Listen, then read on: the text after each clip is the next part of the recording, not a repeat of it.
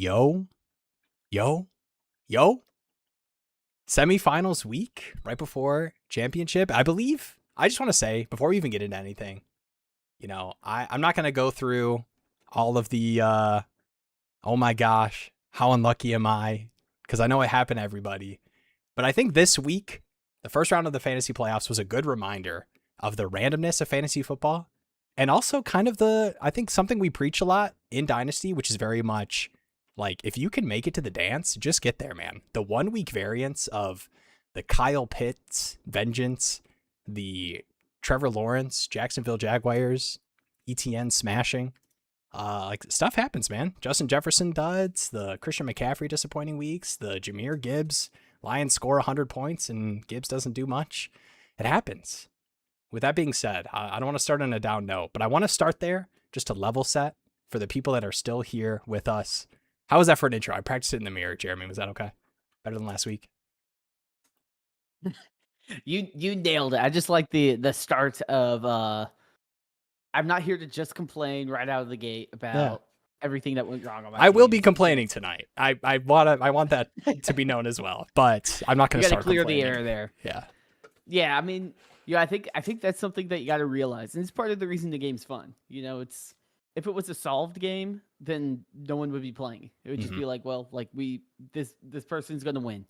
It's at the end of the day, it's like rolling dice in the week-to-week variance of you never know if Kyle Pitts is going to go off. You don't know if, Justin Jefferson will stink it up, or Kenneth Gainwell scores 20 points for some reason. Like you just never know what's going to happen, and that's kind of why we play the game. And sometimes it works in your favor, and and all the dopamine's hitting, and you're like, oh my gosh, I'm a genius. This is so much fun. And other times you're like, man, did Trevor Lawrence and Kyle Pitts really just end my season? Yes. That's what makes it fun. That's what makes it fun. I know. I think the players are not projections. They are ranges of projections. And a lot of that is not even based on the player themselves, like talking about Justin Jefferson specifically, like players like that just, pure situation, 1 week sample size. Owen in here, I want to make sure that he is acknowledged properly with the highs. Shouts to Owen. Owen, we hung out. I took him to the trampoline park. Up in Cary. Yeah. Let's go. They came in town to visit the family, and nice. So we took Owen and his little brother to the trampoline park and let them jump all around. So shout out to Owen. How crazy was this park? Because I've got one that has the basketball court.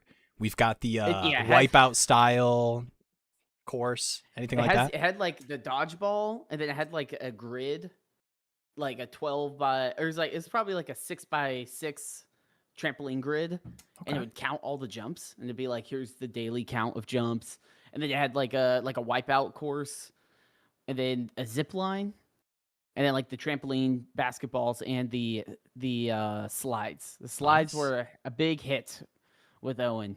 We got some Becca bouncing in there. I think I've regained my athleticism, but there was a portion in between like college and where I'm at right now. Entering your physical peak. Where I was feeling it in my back, the bounces. And I've not hit 30 yet, but man, did I ever feel less in my 20s than the last time I went to a trampoline park. What's up, Tristan? How we doing, guys? Let us know in your leagues. Does anyone have a count? Let us know how many leagues you are alive fighting for. Becca, we need the update. How did week 1 of the fantasy playoffs? You don't want the update. Oh no, my bad. I should have known. I should have known that it would have been brought up if it was good news. I will say, it was close. It came down to 10-point lead.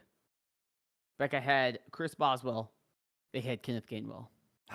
And Gainwell just PPR merchant. It's non-ethical.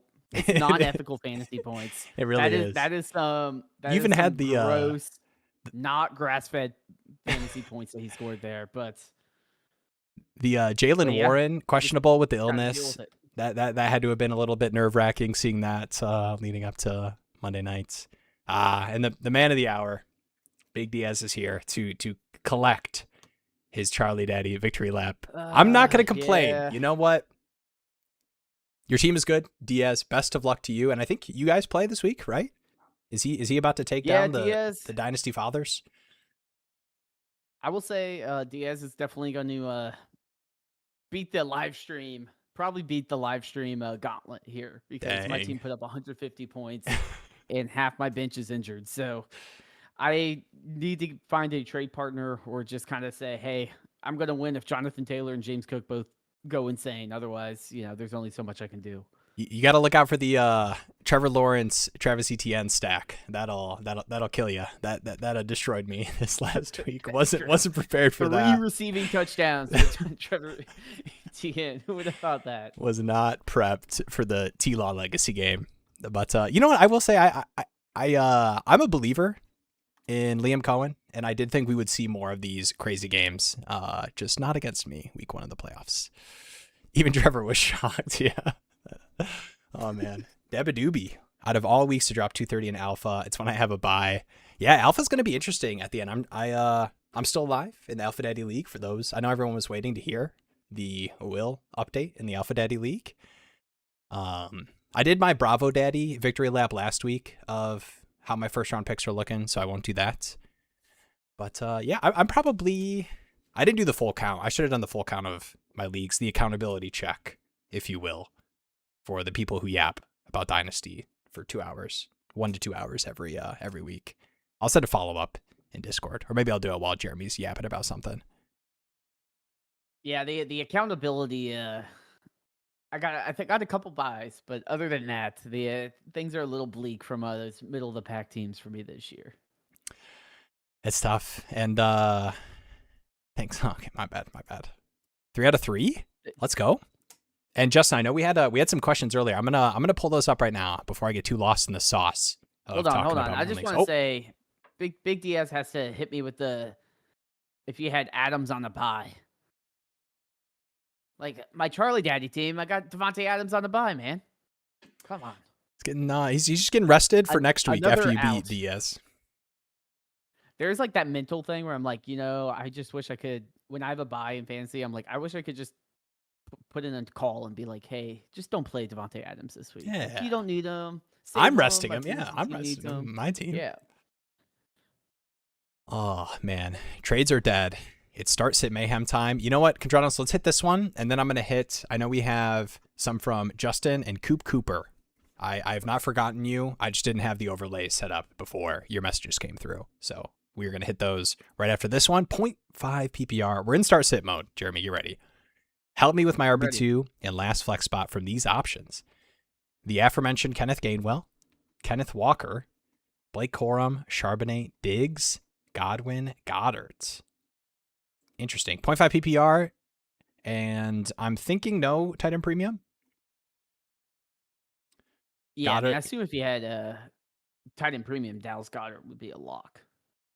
Yeah, I'm kind of in that same boat where I've got a pretty strong contending team in like a 0.5 tight end premium, and I'm just like, I just can't not play a guy who could have had 3 touchdowns last week, even though I don't want to believe in the Eagles passing offense. Yeah, I think... All right, so if it's RB2 and last flex spot, so let's hit the RBs first between Gainwell, Kenneth Walker. Man, I don't know if I can do Kenneth Walker. He actually had a pretty good game against the Rams earlier this season, but it's hard to take him when you got the GMO fantasy points that Kenneth Gainwell gives you. Yeah, because like last week, 16 points per game at half PPR. He's averaged in the past 5 games 15 points a week. In the past 18 games, 8 points a week. So all of those I'm good with. If we look at Kenneth Walker, 2.4 last week, 8.96 in the past 5 games, and 9.3 in the past 18. Like, to me, I just feel like I got to go Kenneth Gainwell, even if Warren is playing and not sick and not, touches the ball a little bit more. Gainwell has such a safe floor from a PPR pass catching perspective, and it is half PPR, but still, like when you're comparing it against Kenneth Gainwell or Kenneth Walker, why do they have to both be named Kenneth? I get, but Kenneth Walker, it's just hard. Like that run game hasn't been good either from Sharps or Walker, and we also see Sharps get a lot of the red zone work, which to me, like, I'd just rather have the safe floor of he's going to get 5 catches, he's at least going to score me 8 points, and I'll be okay with it. Yeah, and receptions just, we know this to be a fact, are worth more than carries just in terms of fantasy points, even not considering the like 0.5 or full PPR aspect. And I mean, it might have been the Warren injury a little bit, but Kenneth Gainwell ran pretty well this last game. And, I think these kind of things where you're choosing between players, like any possible indication of like an upward trend of, carry involvement, it might have been, injury, illness thing for Jalen Warren in this last game. But yeah, I think I'm going Kenny Gainwell, even though the quorum role's been pretty good. I think he should definitely be in the conversation for sure. 100%. Last Seahawks, I was just pulling up the last Seahawks Rams game. Can I get a guess on how many receptions AJ Barner had in this Seahawks Rams game? I must have memory locked this one. Was it like 6 or something? Yeah, he went 10 for 70. Well, that's not really important in this conversation at all, but I feel like it needed to be mentioned. I do feel like AJ Barner is someone that's just like evaporated from my, like, even when he was like had that week or had a couple good weeks, I'm just like, he had like a tush push touchdown in there. He's just one of those. He's the perfect culmination of do not pay up for tight end projection. Just like you just play whoever if you don't have some of these elite guys. Yeah.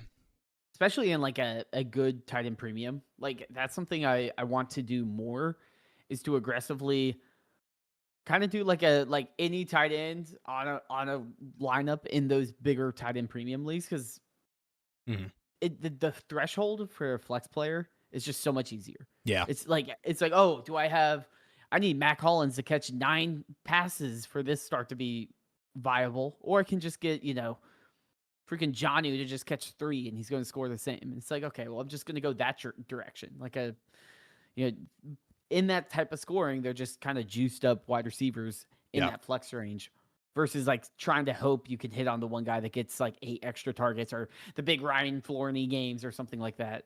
Yeah. And I think too, like even thinking about in terms of startups, like the shots you get to take at the other positions, like we talk about how important handcuff running backs and even like these backup quarterbacks have been too. And just like taking shots at these elder statesman receivers where you have a chance to, hit on a Devontae Adams season or something, versus I need to get that David Njoku because he's got a good role as a tight end. He's going to catch some passes.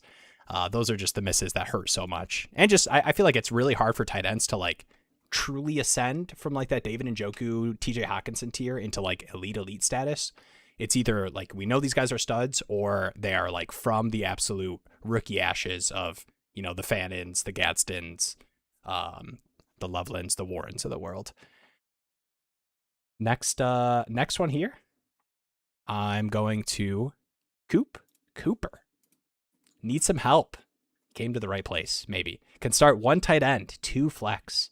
Bowers, Waller, Debo, Diggs, Woody Marks if healthy, Walker, Burden. The Rome stuff sounds like it's week to week, is the last I heard. That's surprise inactive. Did anyone get screwed by the Rome surprise inactive 5 minutes before the start of the game? I do not have a lot of Rome, so I did not experience it.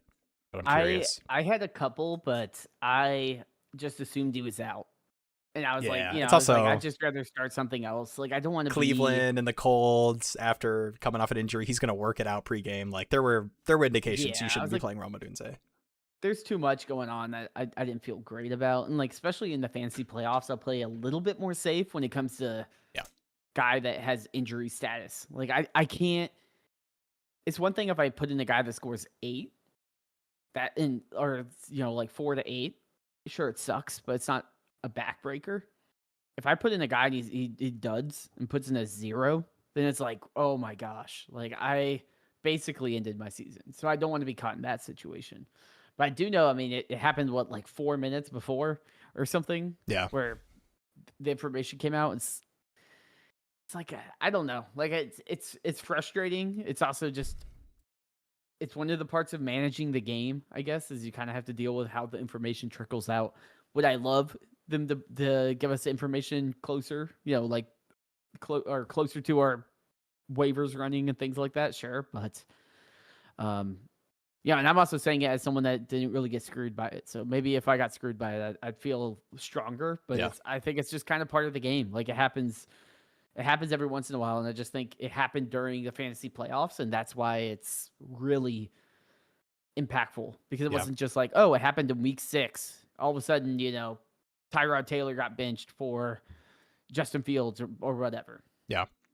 I think the difficult part of this conversation, so we don't know any tight end premium. Coop Cooper, if you're in the chat, let me know. But I actually am kind of leaning. Darren Waller, we saw a big uptick in snap and route percentage this last game. And you know who the Miami Dolphins play this week? The Cincinnati Bengals, which I believe the stat, and I know last week was a little bit weird with the Ravens game. That was kind of a weird game overall. But I'm butchering the stat. There's some awesome stat about the tight end 2 this season. I can't wait to hear this awesome stat. The tight end 2 this season is whatever tight end was playing the Bengals. So and just like red zone weapon, touchdown upside.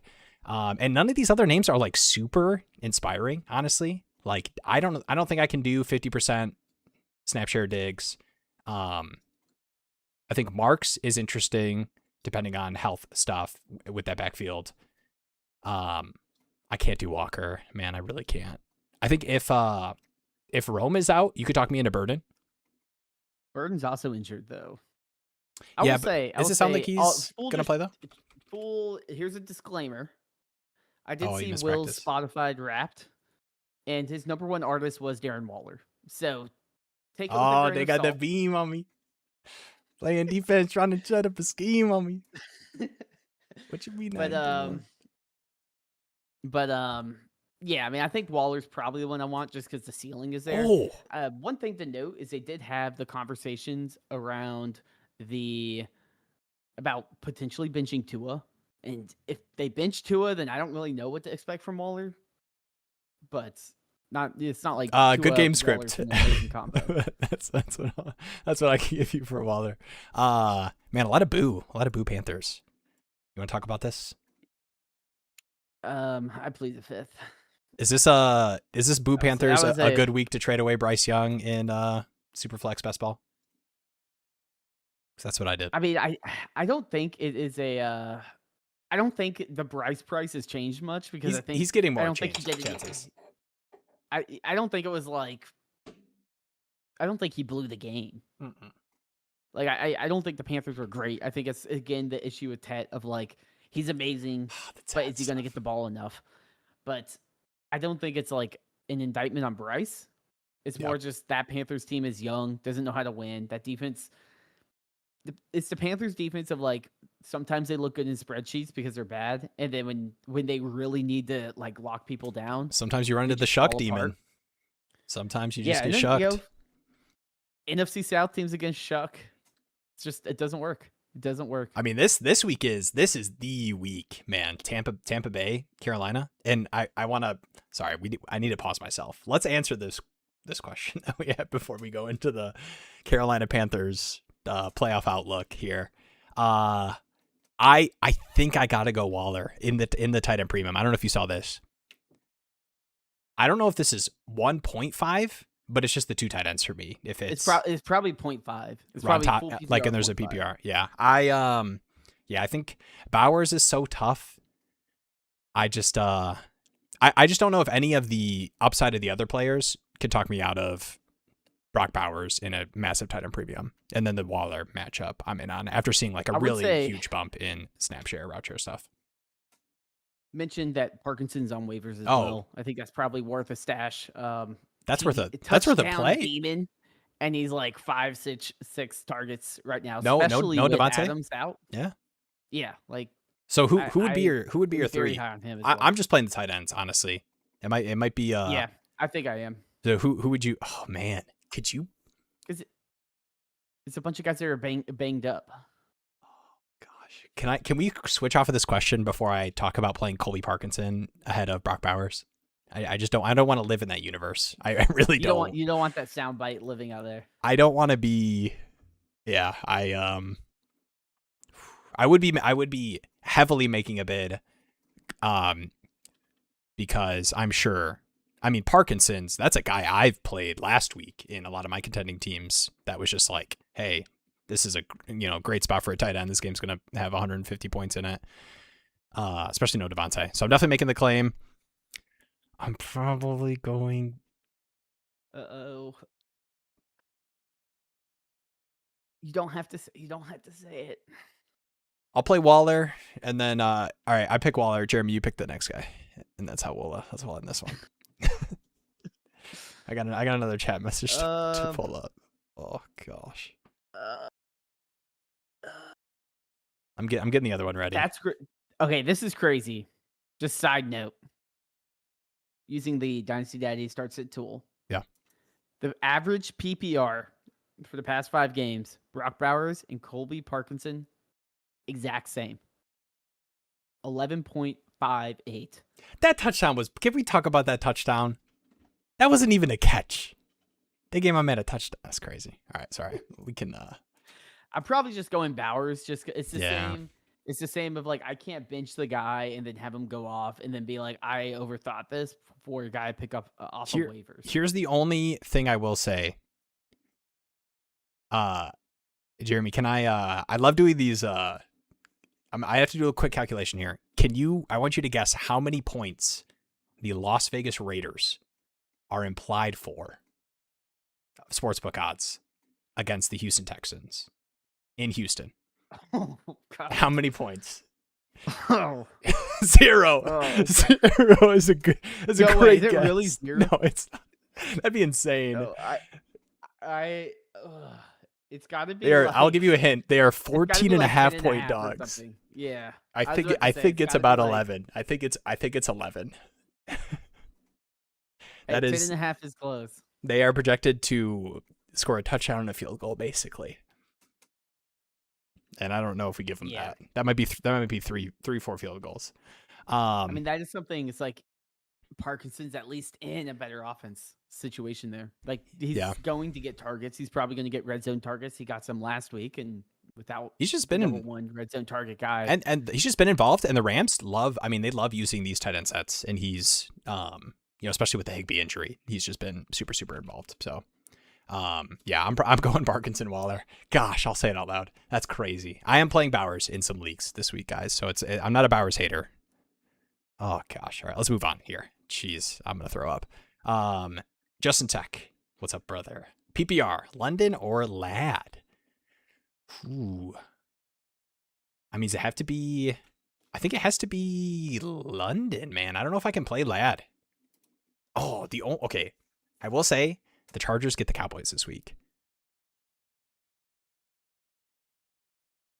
I'm curious what the other option is if you're choosing between Drake London and Ladd McConkey. Like, how good is your receiver and or flex spots? Ladd is tough because it's like what goes the right way. You know, like if all of a sudden like he's the answer to whatever the defense is scheming up against Herbert and the Chargers offense, then he could have an amazing game. And you're like, I can't believe I benched him. But then he could also put up a game like he did last week where you're like, is he really a locked in set and forget type of wide receiver? And it's like, I don't know if we'll ever get that until that offensive line is kind of addressed. Yeah. And even then, like when the offensive line was good, it was QJ that was breaking out, not Ladd. That being said, I think QJ may be out. I think he was out last week. But yeah, I don't know. I mean, I think if Drake London is healthy and practicing, I'll probably just go with Drake London. Ooh. Look at this team, man. CD, Puka, JT, Achan, Pitts, Bucky, Harvey. Sheesh. Yeah, I guess that's nice. That's an accurate question then. Yeah, I'm probably going London over Ladd. It's a combination of a couple things. And like the Arizona matchup for Atlanta is like not a bad one. So I know the Cowboys looks really enticing. Like that is a good matchup, but it's not like if it was like Houston, like if it was Atlanta Houston or something, I'd be like, all right, like I could see you going Ladd. But I don't know if you get some practices from Drake London and the vibes are good, I'm going Drake.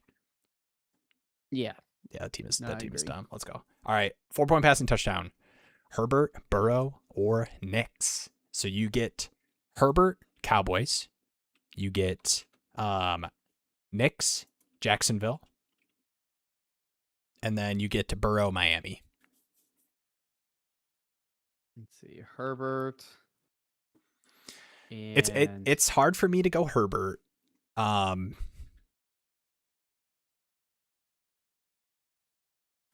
I crazy for just going Bo Nix? Yeah, in terms of like offenses you think could totally dud. I know the matchups are really good across the board, but I think it's probably like Bo Nix last week, 29 fantasy points. Last 5 weeks, 16.5 fantasy points. Herbert has had 11.49 in the past 5 games, and Burrow's had 13.5. Like, I just think the Broncos are just a better team, and Nix gets a ton with the rushing floor, and has been consistently just putting up solid fantasy points. Like, they don't. I think people would be surprised how much you don't have to worry about like the meltdown game. Yeah, I think people would be surprised how much like Denver is having Bo Nix throw the ball this season. This season overall, and then especially without J.K. Dobbins. Yeah, without their run game being efficient. Man, I keep do we need to just click on this? How many Super Bowls did the Panthers have? Message. Does it just need to be addressed? Owen's been working on his trash talk. He's a Steelers fan, but he has never seen any Steelers Super Bowls or playoff wins. So not going to see one this year either. Yeah. I'm a Rodgers hater though. That's less of a Steelers hater thing than it is a Rodgers hater. I'm a Lions fan, by the way. Owen, nice to meet you. Glad you had a good time at the bounce. Dude, what was the? Can we get a name of the bounce park? Does it have a goofy name? It's Sky Zone. Oh, okay. That's a classic. All right, never mind. Yeah, I think it's like a chain. We had one in Flint that had to change its name because there was a shooting there. And I love Flint, so I don't know. I hate Let's bring the vibes up. I just it was just something that I feel like I had to say. Flint is a cool place, guys. Don't I know non-Michigan people have like very, very bad vibes. There are bad parts to every city, guys. All I know about Flint, Michigan is like the water. Yeah, it's better. It's better now.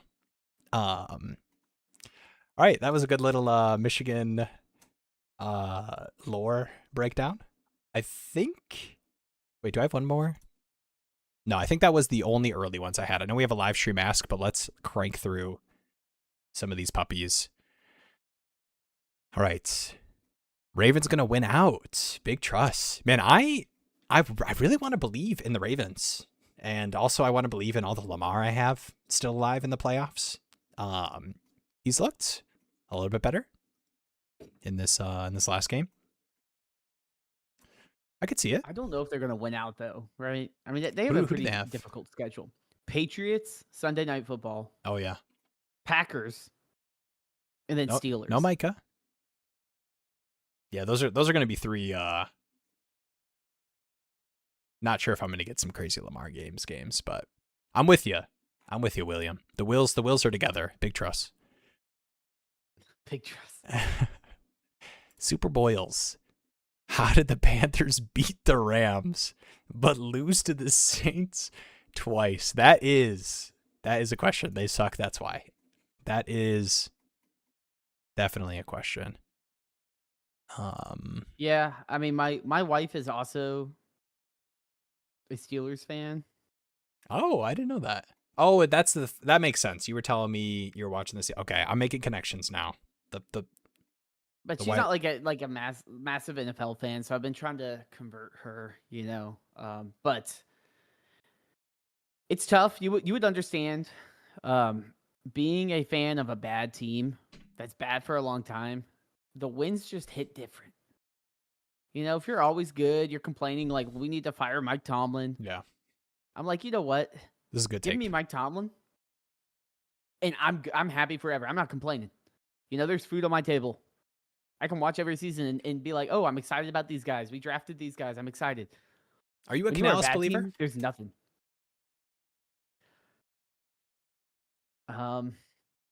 Do we want to open? You can plead the fifth if you want to plead the fifth, so we can address some more questions. I will allow it. I like some of the things he does, but I don't think he's.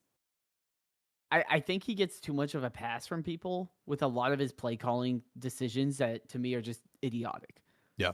And then he's like, "Oh, I didn't know we could do that." And I'm like, "Well, you didn't know you could do like a tush push with a tight end? Like what are you doing?" Like he's like, "Oh, Bryce is too young to run QB sneaks." I'm like, "Well, line up a tight end under center and just push it on. Like, why are you doing fullback screens or like fullback runs?" And it's frustrating. Like to me, the play calling, especially the worst one was the 49ers game, where second half game was close. We give the ball to Rico Dowdle, 20-yard run, and that's the last time he touched the ball. And it's like, why did we just give up on the run? Like, if it was 30-3, sure, you got to pass, you got to get points. It was like 6 points. Why do you stop running the ball? Like, I just don't think Bryce is much of like the long-term answer, but I do like some of the things Canales does, but to me, he's like a kid playing Madden. Yeah. And once he goes down, he's like, oh, crap. No, it's the Mike Tyson. Once I get hit in the face, like, what do you do? And I'm like, you need to stick to your game plan to a certain point and be able to adapt. And that's where I see him just panic. And then I'm like against the Saints, I was like, yep, he panicked. It's over. Like he's he just starts to get behind like the sled and just rolls down the hill. Sorry to make you talk through that, but I know the people appreciate Jeremy's Panthers takes. I won't. Bore is not the right word. Annoy might be the right word.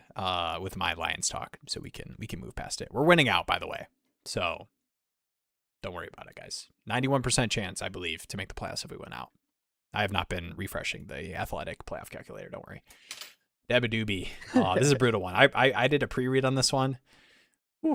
Back-to-back champ, chasing a 3-peat, second in points for, just to get knocked out by 4 points, thanks to Kenny Gainwell.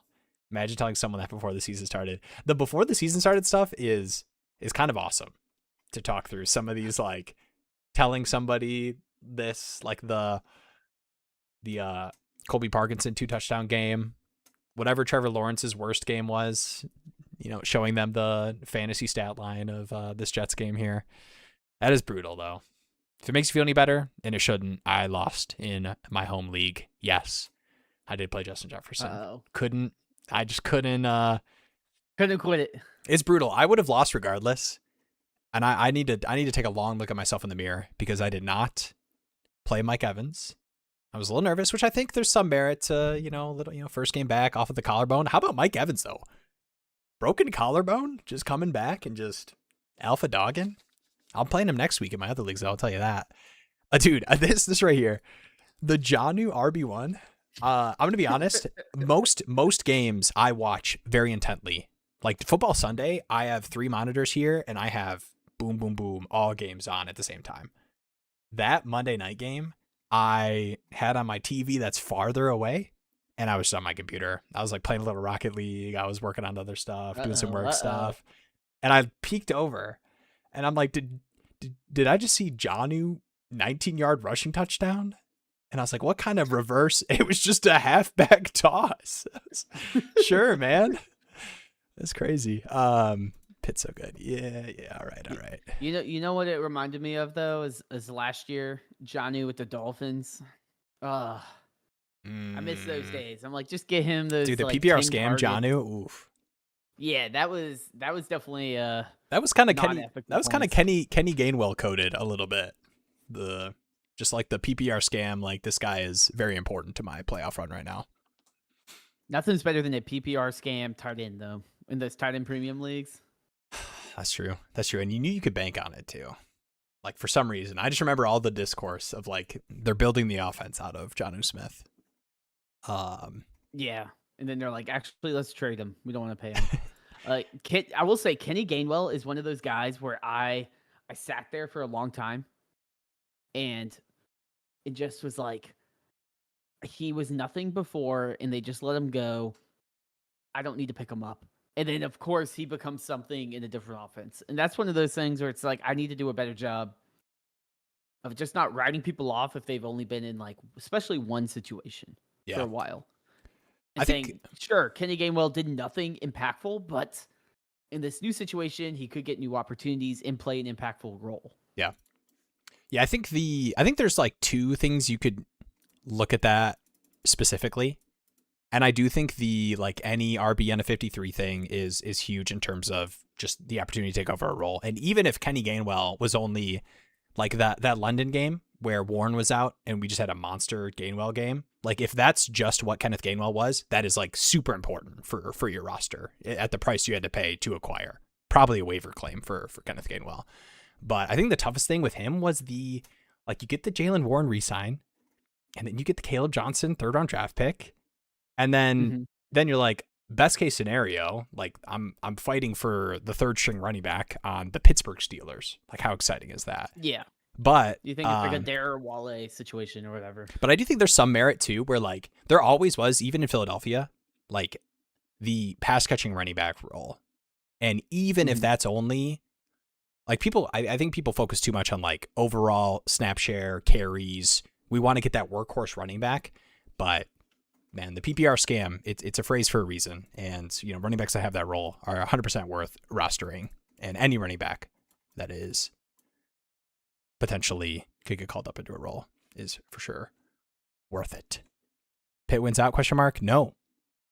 They played Lions. That's true. That's house divided here. Incorrect. Kenny's on the shit down. Incorrect. He's probably on a couple. Kenny Gainwell. I wanted to address this one, Tristan, with the Colby Parkinson last year, and everyone mocked me. He's the coolest guy. Hope to meet him one day. I do remember some best ball drafts where I was trying to guess the Rams tight end that was going to matter. Yeah. A lot of Terrence Ferguson on Will's best ball teams that are not advancing. One day, maybe. No, I think Greg Dulcich was my Colby Parkinson that I don't think will ever come to fruition. I just thought he was going to be so good from UCLA. There was a lot of truthers on him. I'm trying to think. I had a lot of what's his name, Donald Parham. Like any Chargers tight end. I was like, one of these guys has got to hit. And then of course I was like, I'm giving up on it. And then Gatson comes around. Yeah. How about the you know what mine actually is? Mo Alley Cox. There was like the one, and it was always a platoon. Like there was like the Jacob Tammy. Oh man, I could pull some Colts tight end names if we want to go back through. The Ogletree. Yeah. But there always was like a tight end by committee. And then none of the other committee guys were very good. And you're like, maybe the massive guy is good this year. And he was not. Yeah. Lions lose out. Decent for a little bit. Brother. We play the Bears. The Bears. Actually, I can't really like crap talk the Bears too much, unfortunately. I think they're very overrated. But I think a lot of people. I mean, the run game is very solid. Did you last time? No. We haven't lost the Bears. Them, right? Yeah. Noah Fant. Noah Fant is actually this is 100%. I still haven't quit Noah Fant. When he had when Gesicki was out, I was scamming some Joe Flacco games from Noah Fant in my in the Charlie Daddy League. Oh man. All right. I've got the live stream ask I can pull up. But real quick, you guys think we're losing to the Steelers next week? Come on. JJ McCarthy. Oh, gosh, I can't believe we lost to the Vikings earlier this year. Jeez. Brutal. Yes. All right, I need to get out of this. I'm gonna go insane if I think about the Detroit Lions. This is a safe space. This is a safe space here. A bunch of bad teams. No. Man. I got that sweet taste of success for like one and a half seasons. Yeah. I guess maybe 2.5 you could consider. But yeah, and now it's I remember watching, this is before I knew you.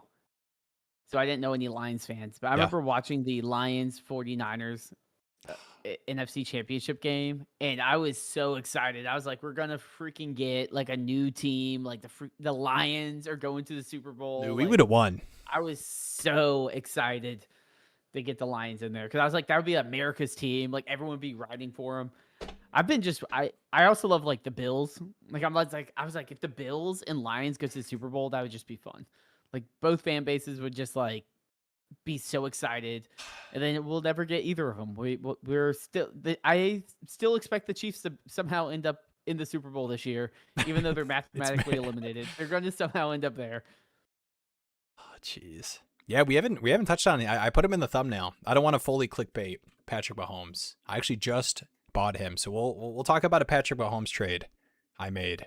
I know there's some fear for ACL and LCL. I believe the reports were the ACL injury or the ACL surgery happened immediately, which I did hear that the surgery was successful. yes, on the ACL. which I think could be a combination of things. I'm kind of like Will's kind of combining a couple different Twitter doctor news reports outlets that I've Wait, you're not a doctor?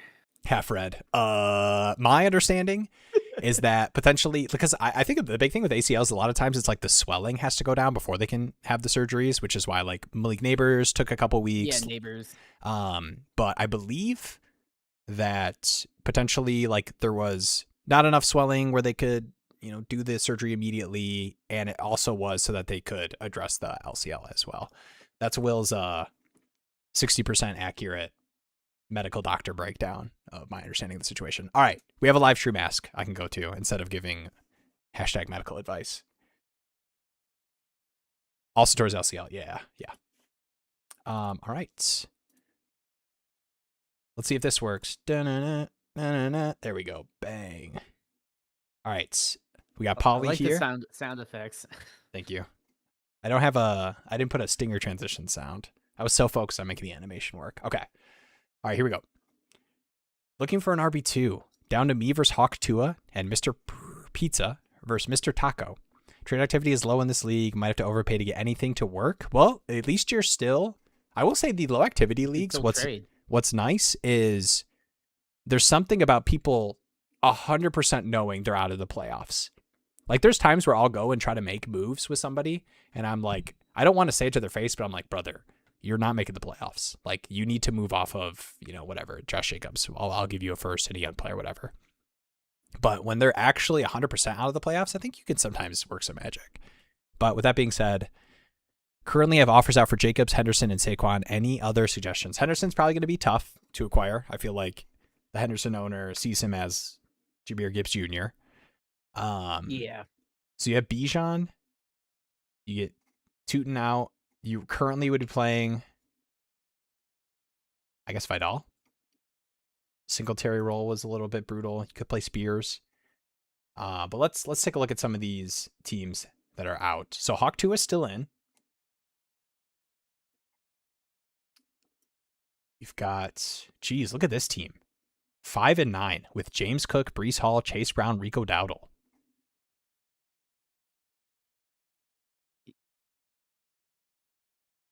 I wonder if it's just like people aren't even like active though.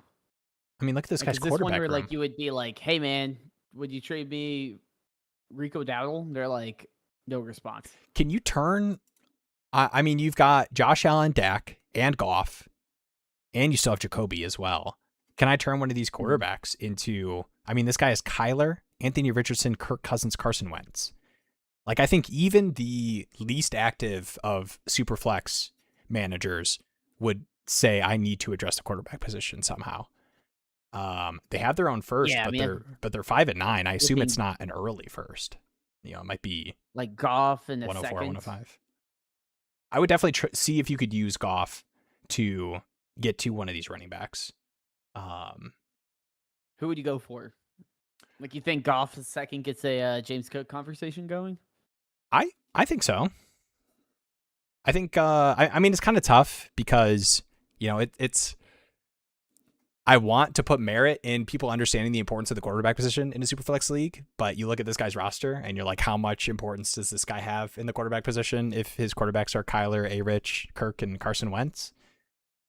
This might have been like neighbors got hurt and I'm #checking out. So my sick running back room doesn't matter anymore because I'm just going to not set my lineup every week. But I would definitely check out this guy. I bet he felt good about his team 2 years ago when Anthony Richardson was a top 10 quarterback on KeepTradeCut and Kyler Murray was Kyler Murray. Yeah. Might have even lined up with the Chase Brown breakout. Neighbors had an early first for that T-Mac pick. How are your... It's like walking through ancient Rome. So I think... Could have been. I think this one for sure, I would see if you could turn the quarter. Like I have no problems with having a third quarterback, but Jacoby Brissett, perfect third quarterback. And having like the, Davis Mills, Jacoby's, I mean, you don't feel great about having Kenny Pickett, but Kenny Pickett types you feel great about having. So, especially when you have Josh Allen and Dak Prescott, I'm always trying to turn that into running back rooms, especially with this team, man. Chase, Amon-Ra, Rice, Nico, Kittle, Kelsey, Bijan, Josh Allen, Dak Prescott. Yeah, I mean, I'd be pretty aggressive to try to see if I can get James Cook. And you could do that without like sending your Goff first. a second. Yeah, like even if it is like a first conversation, I'd be open to it. Yeah. I'm 13-1. My team's going to be good next year too. If I lock in 2 elite producing young-ish running backs, like James Cook next year is going to also be good. Yeah.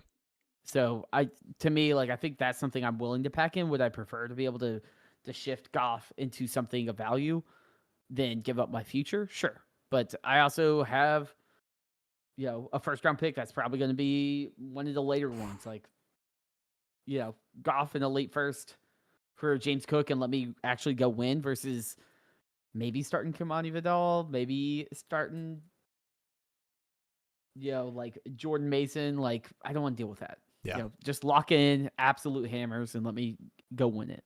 Yeah. I am with it. I do like your team playing Hawk Tua this week. This is it's an interesting team though.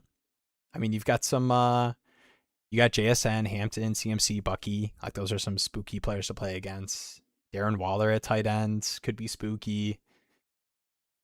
The receivers after that aren't super great. I mean, you got Christian Watson. See what the injury looks like. Jaden Higgins. But yeah, I think this is worthwhile. Like you have all of your own picks, except for your second. Like this is the kind of team where like you don't want to push in assets too much when you don't need to, when you already have the super team. But I think when you've built this team without using a bunch of firsts, like you have the ability to send Goff and a pick or whatever to talk about the getting James Cook back. So I would be willing. Shake that Goff around. See what it gets you. Shake that Goff around. Prime Aaron Rodgers back. I just can't wait until Aaron Rodgers is out of my life. You may need to go look up some old clips of prime Aaron Rodgers just to refresh your brain. I have respect for Aaron Rodgers, and actually, shout out to I don't know if I should say shout out to my dad. It's a long story, but he was a like Lions would be playing the Packers, and Rodgers would get like hit or whatever, and and Ndamukong Suh would have some kind of dirty tackle. Like I'll say how it is. And Rodgers would be down a little bit, and he would be like, "Yeah, let's go. I hope he's out for the season." And I've never gotten to that point, but I think that's a bit of the Rodgers hate in me is my dad wishing that man was dead. Okay, we're getting some goodwill, Michigan lore here. At least you're not a Bears fan, right? True. Because he doesn't go around saying he owns the Lions or whatever, even That's though true. he probably has a ridiculous record. Yeah, no, I'm not gonna. I was about to do the whole refs thing. I told myself I would stop doing that. We can move on here. I do have one more live stream asked question. Oh, here we go. We got Cam one. I got another one. Actually, let's hit this one. I know this one's pretty straightforward. We got a waiver wire question, but I don't have the league or anything. But Mark Andrews and Gadsden, would you pick someone else up?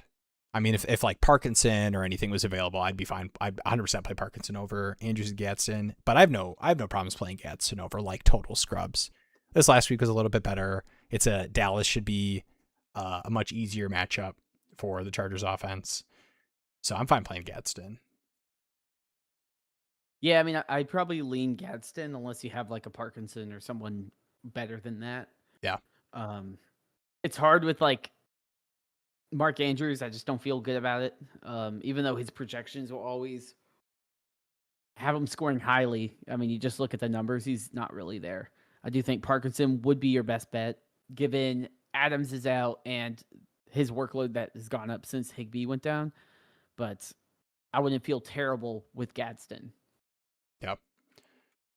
All right. I've got another live stream ask here. Let me pull. Oh. Where'd you go? Oh. There you are. Okay. All right.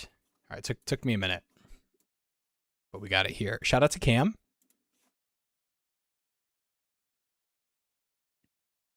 Team is Will's butt stinks. Okay. Hopefully that's not a targeted attack. Yeah. All right. Figured I'd throw this up while you guys are live. My team is Will's butt stinks. I'm currently lined up for the 1-on-1. This feels genuine. This does feel, yeah, I appreciate it, guys, in the chat. This feels like a genuine, he's talking about a different Will whose butt stinks. I guess let me know if it's me, and it's okay. I'll still do the he's taking a shot at you right now. I'm currently lined up for the 1-on-1. Nice. Feels like my team is so young and has so much potential, but I'm not really sure where to go. Yeah, I think the way I see like dynasty value accumulation to me is less of like taking this young team, and it's like people see dynasty as like a steady rise of like I draft these young players. I have this, my whole team is young, and then as they get older, they're all better and they all score more points until I have a super team of like all my young players hit, and that's just not really how it works. But having the 1-on-1 is a good starting point. I mean, it's a really good core though. Mahomes, T-Law, Kyler, RJ Harvey, Kenneth Walker. The 1-on-1 could easily be Jeremiah Love added to this team. Drake London, Marv, Rome. It probably is. Pearsall, Godwin, Trey McBride, Tucker Kraft. The like healthy Tucker Kraft, I would 100% be moving off of one of these tight ends to, you know, really try to get a hitter at the wide receiver position. But I think this team could compete as quickly as next season. I mean, 6-8 with this team this year. RJ Harvey in year 2. You get Jeremiah 11 there, Drake London, Trey McBride. The hard part too is that you're going to have to rely on Patrick Mahomes probably not being there for the beginning of the year, unless if unless something crazy happens. You know, there's Kansas City voodoo, so you don't know if he'll be back week 1. But that is something you got to factor in. Yeah, but I mean, I think your team's pretty solid. I would say, I mean, is this what was the question about? Basically, it has the 1-on-1. Team has potential, but not sure where to go. Okay. I think the one tough thing would be you do have the 1-on-1 here, but you are missing out on the 2-on-1 and then the 3-on-1 as well. So in terms of like using those picks to turn this roster into something you feel better about competing week 1 is a little bit tough. But I mean, it's you don't start. It's a pretty shallow league. Oh, it's single quarterback. Oh. I didn't even notice that. It's a 10-team start 7. Super shallow. Yeah, sorry. This totally changes the equation. So 10-team start 7, you're fine. T-Law Mahomes, don't worry about it. A lot of quarterbacks are rostered. I was thinking like, man, A-Rich on waivers, and then I was like, oh, single quarterback. Yeah, there's not many on waivers. Yeah. So Mahomes, T-Law, you're fine with. Harvey, Kenneth Walker. I still, even with this wide receiver room, like 100%, I'm locking in Jeremiah Love for the most part. We'll see how things look, but yeah, 10-team start 7. Jeremiah Love. Yeah, Jeremiah Love. You don't have to play Kenneth Walker anymore consistently. Drake London, Marv, Rome, Ricky, Jeremy. I mean, this team. This is a scary team. I do think the issue with a start 7 though is like is Odunze scary in a start 7? Is Kenneth Walker scary in start 7? No. Right? Like you kind of have to say, and here's the thing: is like would I have said Jonathan Taylor or James Cook was terrifying 2 years ago? Probably not. Yeah. I mean, Jonathan Taylor, yes, but you know, like some of these guys you wouldn't feel as amazing in. So like Kenneth Walker could totally go to a new team and have a new situation and be a guy that you lock in and feel confident with. But ultimately, a lot of the dynasty value per se is less impactful in a league like this, and it's more of just, do I have the guys that are absolutely ripping? Yeah, this roster size is huge. You have Chris Godwin for a 10-team start 7. Yeah, I mean, like you have Chris Godwin, Chris Godwin 2 years ago when he was averaging like 30 points a game for the first 6 weeks before he got hurt. Yeah, I mean that would have probably won you games single-handedly. Mm-hmm. But in a league like this, it really is like, are your studs absolutely smashing? And if you look at them, they have dynasty value, but they're not really smashing. Rome, a little bit in the beginning, but it's kind of tapered off. Marv, don't know what's going on with him. Drake London, he's been up and down, and he's been out recently. Yeah. Godwin's been injured mostly. Pearsall, again, you don't feel great about. I'm taking Tucker Kraft, and as soon as healthy, feeling good, he's going to be active, whatever. If it's not the pop or whatever, we'll see. Whatever the first week is that Tucker Kraft is healthy and going to be playing NFL football, I am doing my best to turn that into probably a wide receiver upgrade. Just because I think Kraft, we talk about it, that tight ends are really hard to move, but the Trey McBrides and Tucker Krafts, I think Tucker Kraft is probably right on the edge of like every team would have interest in adding this tight end to the roster for the most part. So it would probably be like this David Njoku team, probably not feeling great about their tight end spot right now. They're 11-3. This seems pretty crazy. Josh Allen. Okay.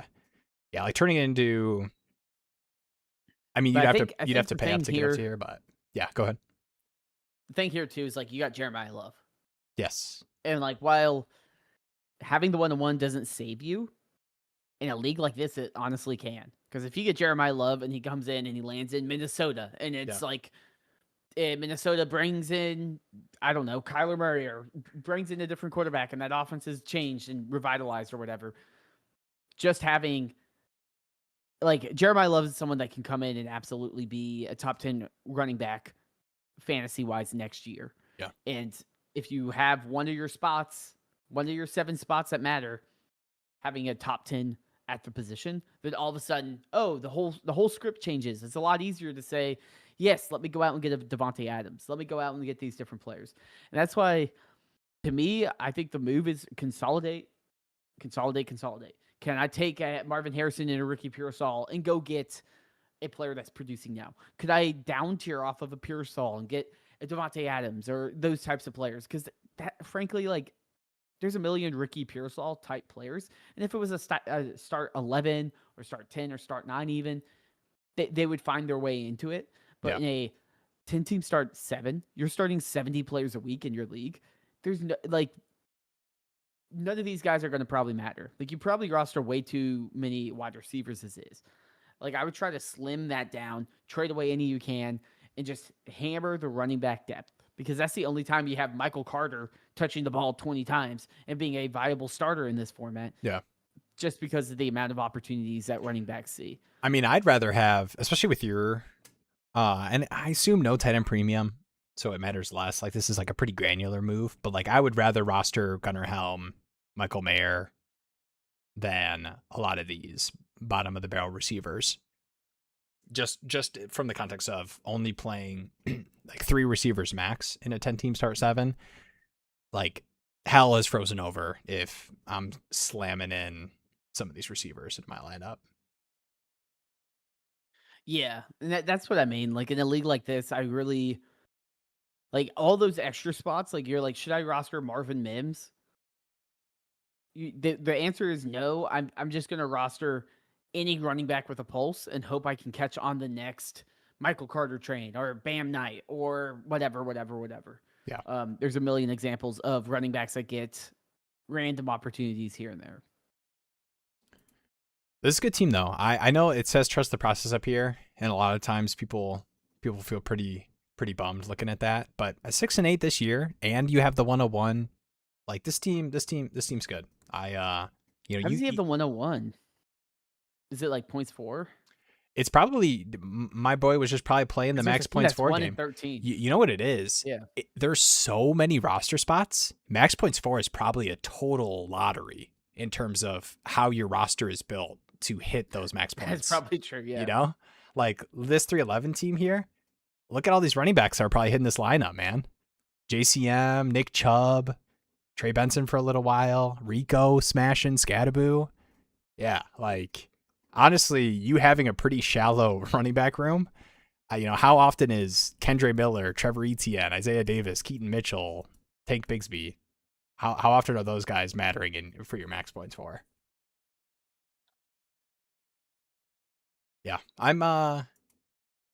Jeremiah Love is going to do wonders for this team. Yeah, I mean, in a league like that, it really just is like, can I get the best player? And you might be like, well, duh, like you always want to get the best player, but it really is important to get the superstar, absolute, top 5 player at their position in that type of league. And Jeremiah Love is someone that could do that. So yeah, I'm assuming awesome landing spot. I wanted to I was going to start the conversation of, would you look to move? And even starting that sentence, I don't think you're going to get the return that's going to really impact your roster in a 10x7 moving Jeremiah Love, if we get the awesome landing spot round 1 that everyone's expecting. So, yeah. I mean, what can you get? Like Bucky plus, but then what's the plus? It'd be like, oh, it would just have to be a way where you find a Marv, Ricky Pearsall, Believer, Josh Downs, one of those guys that can be combined with the 101 to, get a running back you feel awesome about on top of a wide receiver upgrade, which is probably going to be a tough deal to find. So I have no issues just locking in some love. Thank you for the sub. I think that number went up and not down.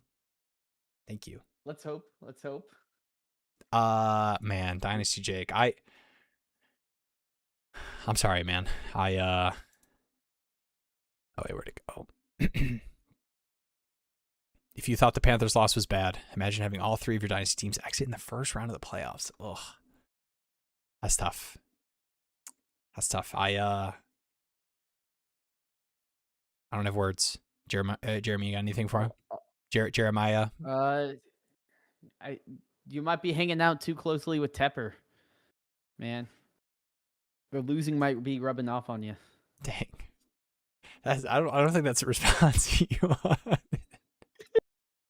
That's tough. Thanks, guys. Hey, no problem. All right, Super Bowl prediction. We kind of did this last week a tiny bit. Lions over Lions over Patriots. That's my pick. O-line injuries are tough, but isn't one team in the hunt right now? Yeah. I mean, if you don't think we're gonna win out, I guess we're in the hunt. Y'all got this. The Panthers still have better odds than y'all. Yeah. I'm not gonna say anything. Dynasty Jake in the chat, after telling me he lost in all of his leagues, I'm not gonna talk down on the Carolina Panthers. It's Shuck Demon, dude. You guys got shucked. It's nothing you can do about it. Shuck is here. Last night, we had a Panthers Christmas party. Safe to say, I was the second best looking guy there behind. Ooh, I bet you Bryce is a fun hang at a Christmas party. You were hanging out with Bryce Young. Dang, Chris, dude, I would. Were you Christmas party post Saints loss. That's got to be brutal. But you guys got the Bucs game to look forward to. It's not all doom and gloom. The vibes have to be trash. At least it was you got a couple days. The easiest win.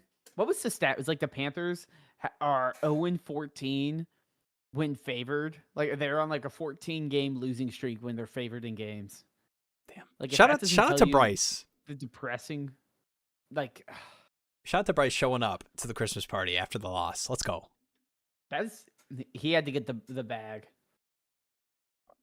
Ooh, okay. I think back. Let's go, Jacob. Came back from playing against Pitts to win 0.7 to get to round 2 of the playoffs. All right, let's hear the Super Bowl prediction. 0.7? Let's go. Against Pitts. That's something. Oof. Beating a Pitts owner. It's you remember the Alvin Kamara game? It's the Christmas 6 touchdowns years ago or whatever? Yeah. 6 touchdowns. How could I forget? In one of my leagues, I beat that. And that felt amazing. That's the same feeling as playing against Pitts, where it's especially because that was a Thursday night game and you had to sit there being Pitts dropped 45 freaking points on me or whatever, and to actually make that comeback. So kudos to you. If I had to pick a Super Bowl team right now, I think it's Buffalo and LA. Yeah, the Rams are scary. I'm not gonna lie. The game felt very I winnable don't as a see a Lions fan, team but being better against the Rams right now. Like I think the yeah, Rams are defense just the is best. strong. And like Seattle Seahawks have the Darnold question of like, is he going to turn into a pumpkin? Like, is it past midnight Cinderella? And then New England is like, okay, like I think it's cute, but your schedule is also so bad. You've played Buffalo close, you beat them once, and you lost to them, and y'all were absolutely smacking them around in the first half. So I'm not out on New England, but I also don't think they have had a gauntlet of teams where I'm like, oh, that's a big test. Oh, that's Yeah. a big test. It's like, oh man, their biggest game is against the Miami Dolphins. It's like I'm like I need it to be a little bit more battle tested before I'm slotting them in as a team that I'm like, yes, they're gonna win 3 games or something. Yeah. Yeah, the Broncos driver's seat for the bye. It'll be interesting to see what that all looks like. It's gonna be a pretty tight race for some of these buys. All right, we had one more live stream ask, but it's a start sit, so I'm not gonna do the work to pull that together. Rico Dowdle against the Bucks. Your Rico, or Ashton Genty against the Texans. I have to assume these feel like the most back-to-back low-end RB2 projection running backs. The Dowdle roll was a lot better this last week. We got a little bit of a Chuba scare 2 weeks ago, and then it was back to a little bit leaning more on the Dowdle side. You definitely like the matchup more. Genty, I think I'm going Dowdle. I think so too. I think that the touchdown upside, like it's playoff weeks. I just don't think Genty could easily PPR scam. He gets 5 or 6 receptions and finds his way, crawls to 60 yards, and you get your 12 points. I just don't think it's very likely you get a single touchdown when the team is projected for 11 points. Like, that's spooky, scary. Yeah. The division games can be tough, but yeah, I think I'm going Dowdle, unfortunately. I don't know where they stack up historically from like a defensive perspective, but the Texans defense is smothering at all levels. That's the word. And there's nothing that one of the worst teams in the entire league is going to be able to do to stop that. And all they have is a running back. And GT was able to do it in college, but it's college, right? He was able to carry a less talented team around him. Like, he's not the guy that can fix that team. And it's unfortunate because I think he's a good player, but I just don't like. It would probably be a little bit before we really get to see what a true Ashton Genty NFL breakout looks like. Can I ask? Can I ask you a question? Oh. Can I ask you a question? That's the Will Needs Water check. Can I ask you a question that I know the answer is going to be no to, but I still want to ask it just for the people? Go for it. Would Geno being active change your mind at all? No. Okay. All right. Just wanted to make sure we covered all our bases with any potential follow-up questions. There. I mean, there was only that one game. There was that one game where GT had like 20-something points. And it was like, oh, like maybe they utilize him in the pass game and stuff like that. But, I mean, the tough Genty thing is just the overall offense scare. I mean, last week, awesome. 6 targets. Let's go. 4 receptions for 7 yards. Yeah, 8.2 points. It's just brutal. Can't establish it. All right. We have one more? No, I think I hit that one. All right, do we want to end on my Charlie Daddy trade I just made? Bryce Young was involved. Jake, look away. Actually, we had 2 big Charlie Daddy trades. Jake, look away. Jake, look away. I have traded away. My QB room took a big facelift. Shout out to Mike Moneyline. But this is Charlie Daddy. If you guys are not familiar, it is a best ball Community league. I don't know why I've never used that phrase. That's a great phrase. Community league. It's a very Community league, yeah. beautiful. Discord league, I It sounds guess. inclusive, yeah. I've used more. But here's the trade. I'm putting it above our heads here. Boom. I have acquired, after losing to Big Diaz in the playoffs, I have acquired Patrick Mahomes, Amon-Ra St. Brown, and Xavier Worthy in a best ball PPR league for Jahmyr Gibbs and Bryce Young. And definitely Mike. So Mike Moneyline is still in the playoffs. This is definitely I need a quarterback. Let me get a quarterback and see if I can use, Amon-Ra and Worthy to get a potential smash running back. I believe Gibbs has been alternating 3 touchdown games. I think he's literally had like 3-0, 3-0 for the past couple weeks. 3-0. It is tough to give away Gibbs in a best ball league.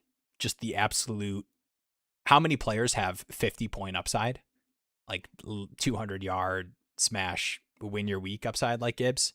It was tough.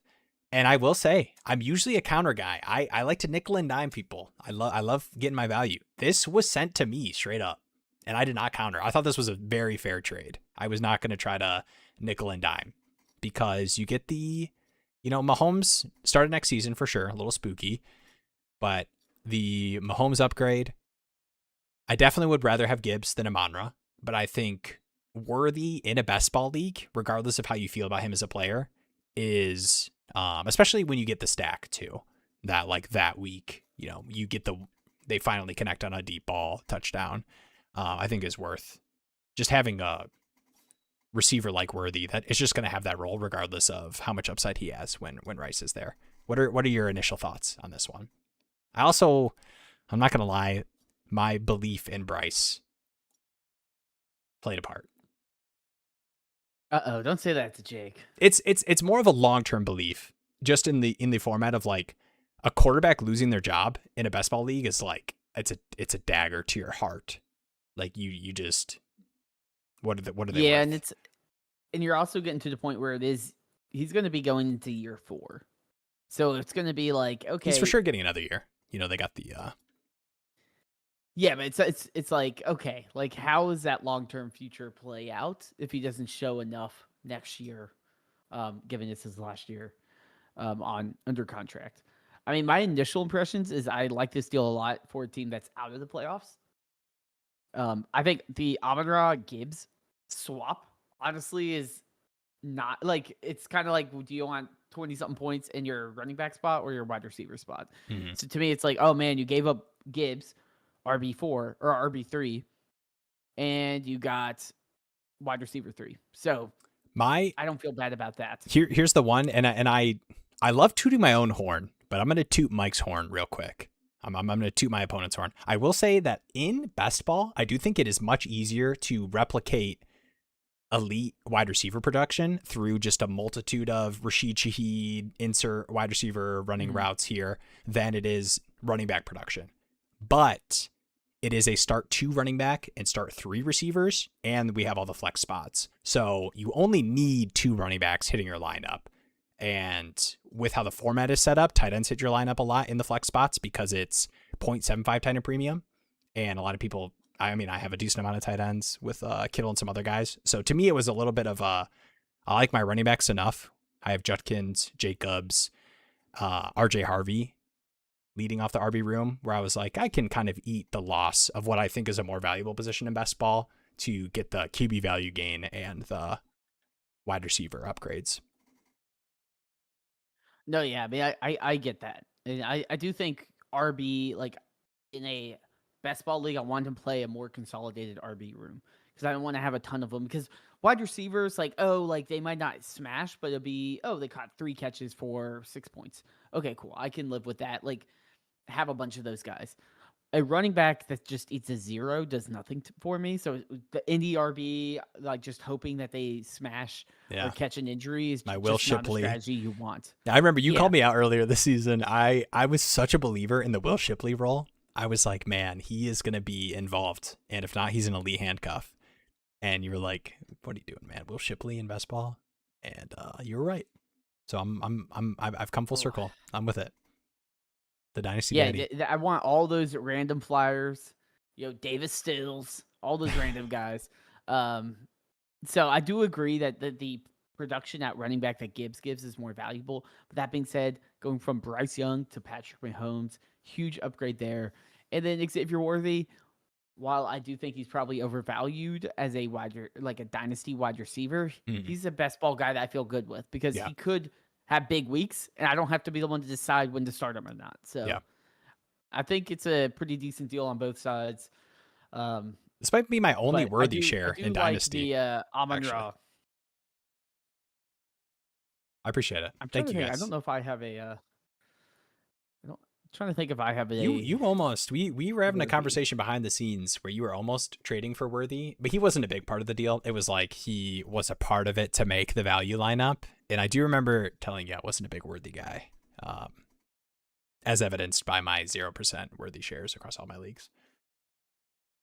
I have one Worthy share. I just checked, and it was on my beautiful team that absolutely imploded on itself with basically name an IR player, and they probably have it. Yeah. Well, all right. Any closing responses to all of the Panthers hate you're receiving from one Sky Zone Owen here? Sky Owen. I know, Owen. Take you to a trampoline park. You buy a lunch. Dang. Get lunch your cake pops at freaking Starbucks. Yeah. Get your cake pops at Starbucks. Oh, that's crazy. No. Classic Steelers fan, not grateful for what they're given. 10 wins, a playoff appearance every year.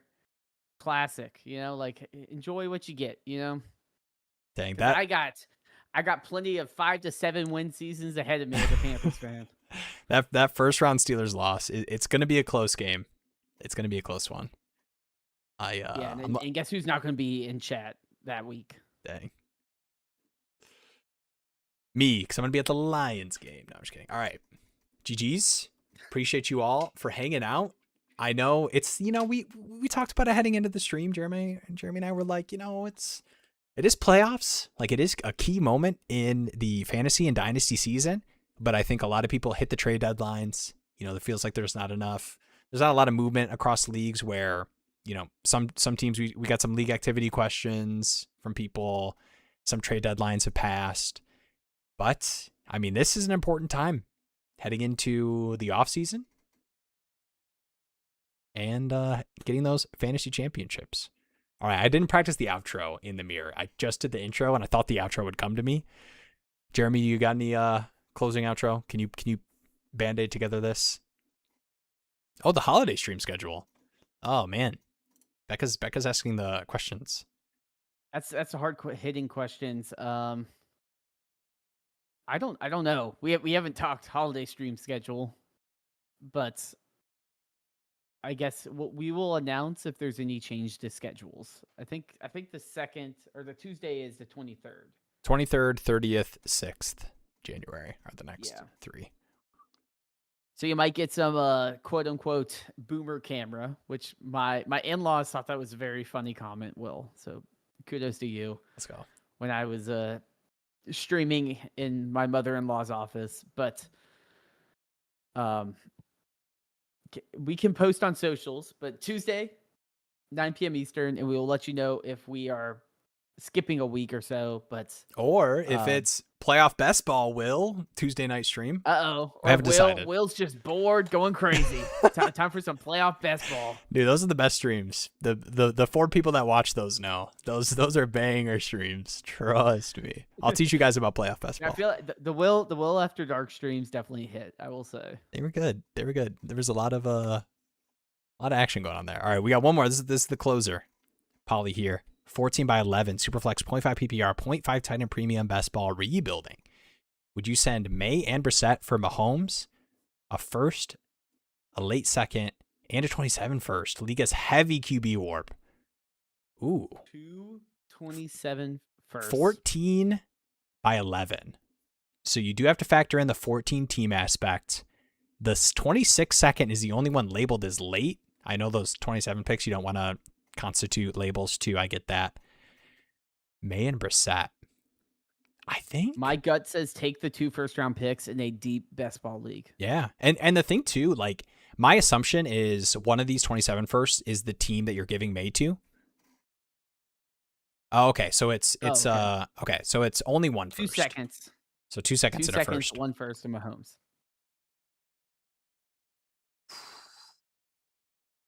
Okay. This is really it's a where you at with Mahomes thing on top of how confident are you in Drake May being Josh Allen but younger? Would you pay? I feel like this is a deal that like would have happened before the injury. Like with all the Drake May hype. Like if you're trying to tier up from Mahomes to Drake May and get like the age premium and all the stuff that goes along with Drake May as a fantasy player, like part of me is like, I kind of feel like I do need that extra first in a deep league like this. Like what am I going to do with an injured quarterback for a whole year, a 27 first I'm not going to be able to realize for a while, and then 2 second round picks, warp. even though it's a deep league. Yeah, heavy QB warp. Like I don't know. Like to me, Drake May, and on top of that, I'm adding in a Brissett, which is scoring pretty consistently right now in the QB warp, is telling me Brissett is also cracking lineups a ton. So I don't know. I feel like I probably am going on the May side now without the 2 first. Yeah, I'm gonna give the this is a little bit of the cop out, so just be warned.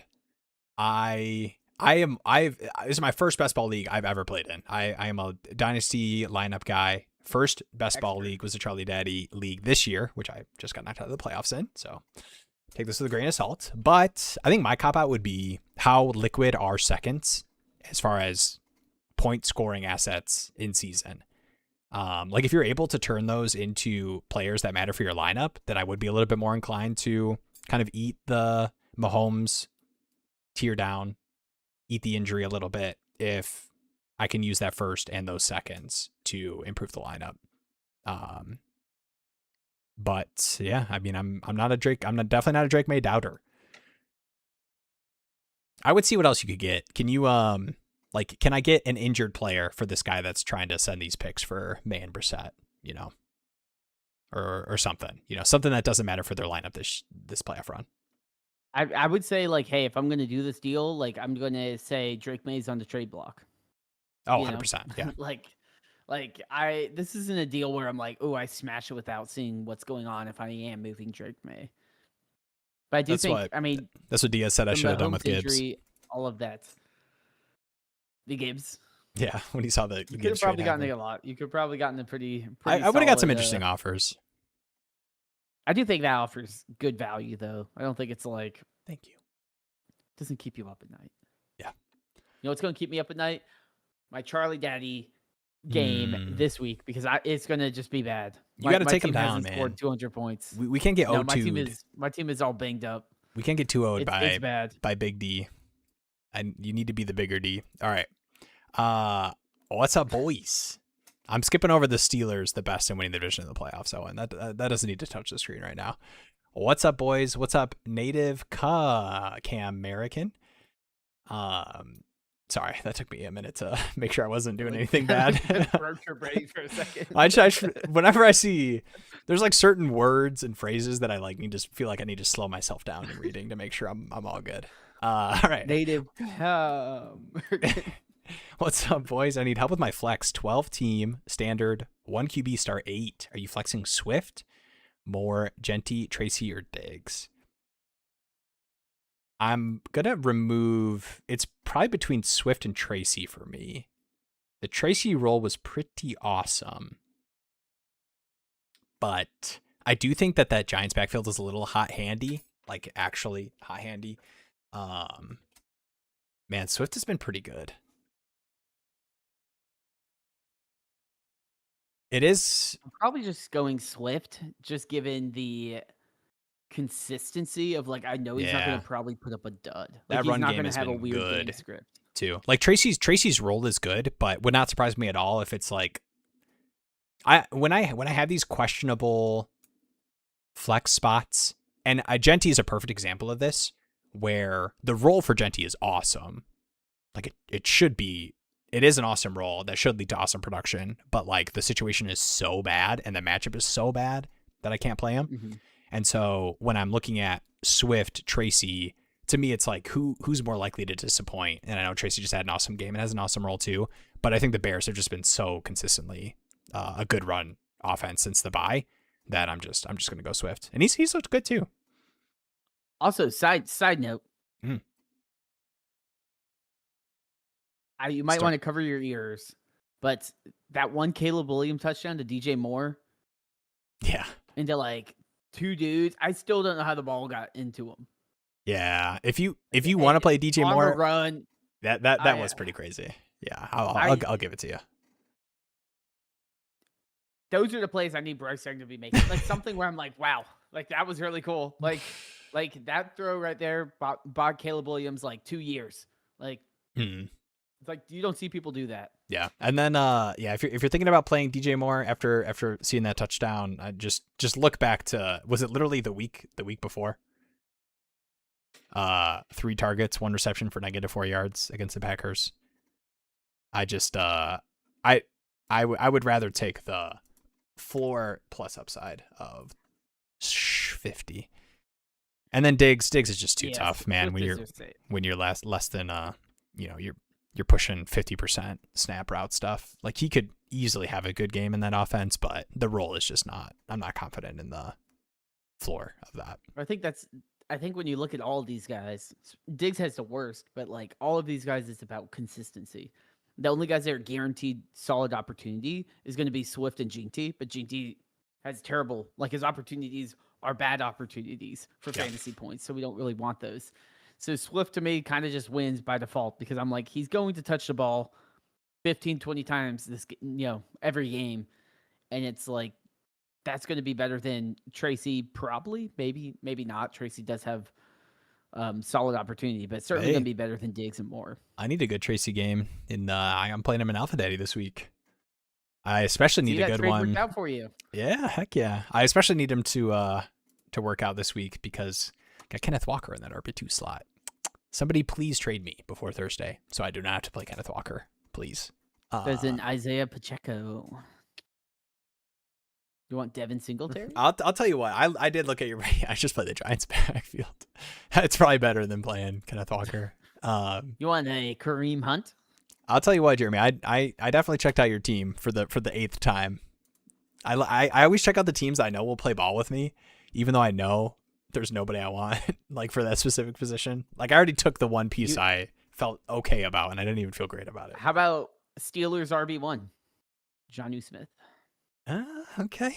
If he gets that running back designation, I could play him over Kenneth Walker. I'd consider it. There we go. All right. That's how deals are done, chat. There we go. Appreciate you all. Hitting you with the double salute for the semifinals week. Never again. Appreciate you all. Go Lions. Beat the Steelers. Beat Rodgers, honestly. That'll be a big game for me as a person. All right. Appreciate you all. Good luck this week. See you in the Discord for any questions. Also, potential announcement for what the stream's going to look like next Tuesday, but it will be happening 9 p.m. Eastern time, regardless of what the situation looks like. Appreciate you all. Much love, Jeremy. Anything before I hit the outro button? Not much, I'll say. Check tomorrow. Should have a new daily trivia game if all goes right. So if you're into those things, definitely stay tuned for that. Heck yeah. All right. Peace.